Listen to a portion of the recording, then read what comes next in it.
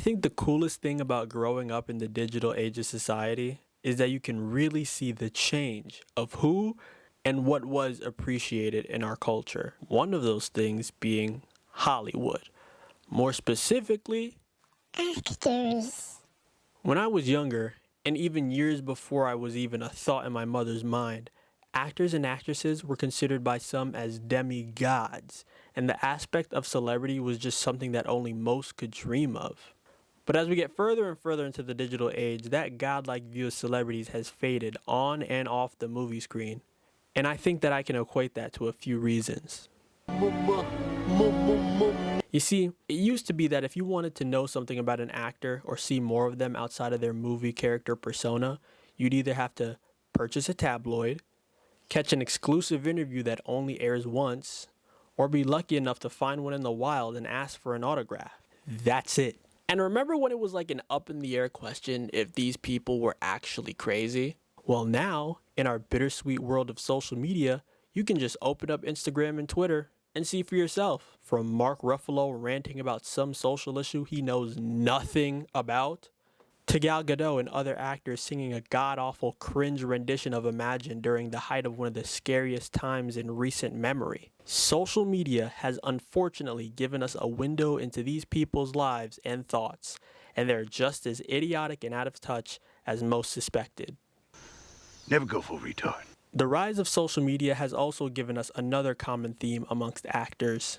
Activism. Now, activism has been a thing in Hollywood for a long time, but back then it felt and looked like it actually meant something. Barriers were being broken, whether they were racial or gender-based. Impact was happening and changes were being made.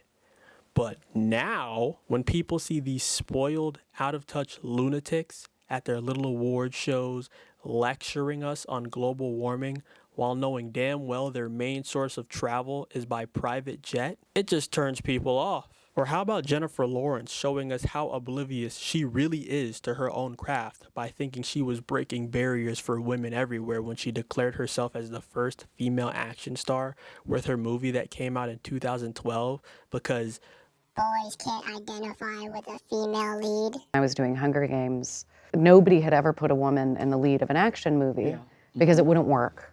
We were told girls and boys can both identify with a male lead, but boys cannot identify with a female.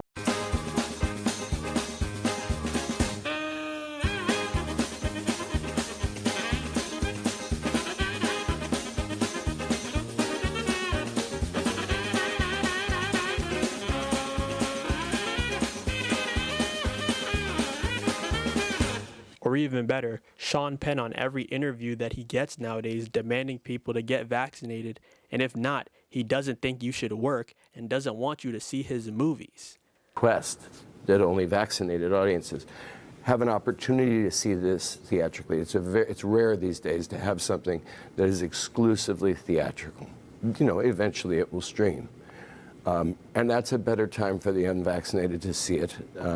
Though I think I'll probably offend them out of that choice. With something like this, you can't go around pointing a gun in somebody's face, which is what it is when people are unvaccinated. Powerful words, Al. What do you think?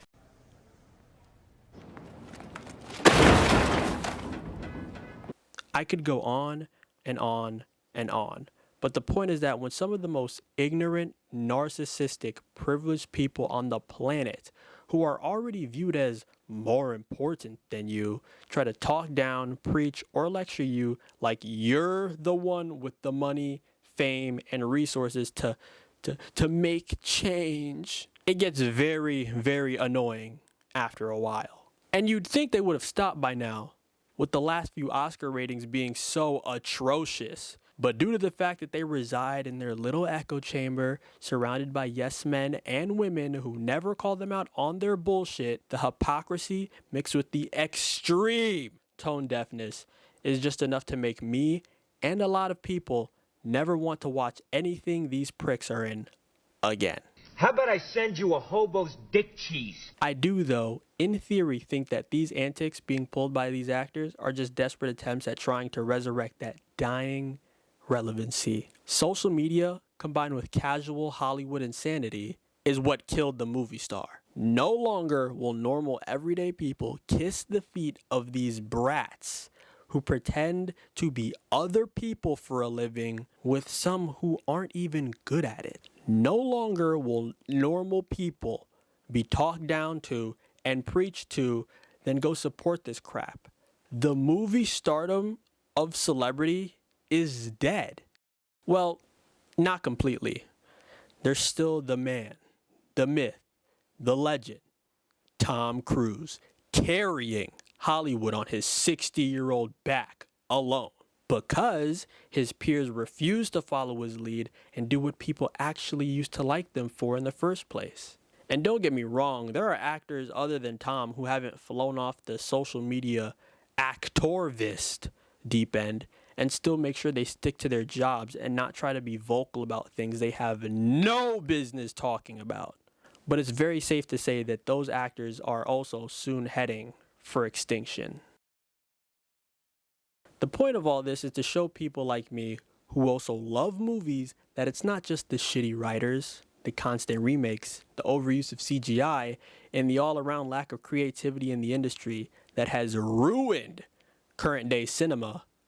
It's the deranged losers in the movies. Like, how often have you skipped an ad or changed channels or just swiped faster than usual because you couldn't stand to see the face of X actor because you remembered the stupid shit that they said last week or 3 months ago? Because I know I have. And even with my love for movies, I couldn't purchase a fuck to give these people for how bad that industry is failing. They were even warned about this. But you make the bed, you gotta lay in it.